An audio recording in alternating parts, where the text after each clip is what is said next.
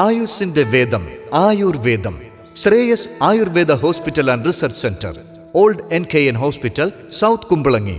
Phone 8606240012 9656240012.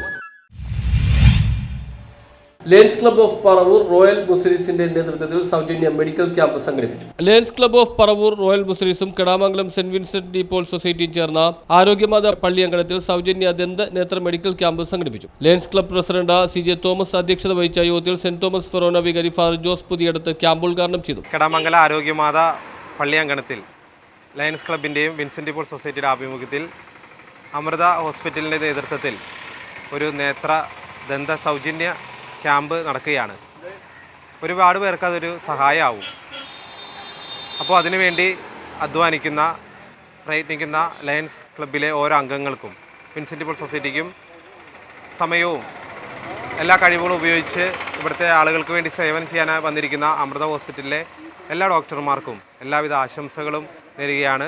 Lions ക്ലബിൻ്റെ നേതൃത്വത്തിൽ ഇത് രണ്ടാമത്തെ ക്യാമ്പാണ് ഈ വർഷം.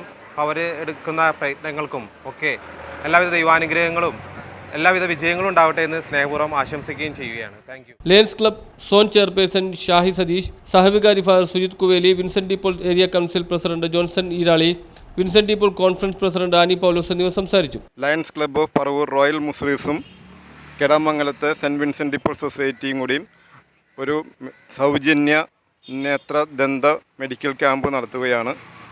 ഈ ക്യാമ്പ് നടത്തുന്നത് എറണാകുളത്തെ അമൃത ഹോസ്പിറ്റലിലെ ഡോക്ടർമാർ വന്നിട്ടാണ് ക്യാമ്പ് നടത്തുന്നത്.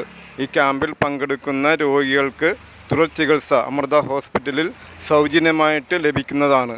ഈ സംരംഭത്തിന് ഞങ്ങളോട് സഹകരിച്ച വിൻസെന്റ് ഡി പോൾ സൊസൈറ്റിയുടെ അംഗങ്ങൾക്കും ക്യാമ്പിൽ 110 പേർ ദന്തപരിശോധനയ്ക്കായും 115 പേർ നേത്രപരിശോധനയ്ക്കുമായി എത്തി.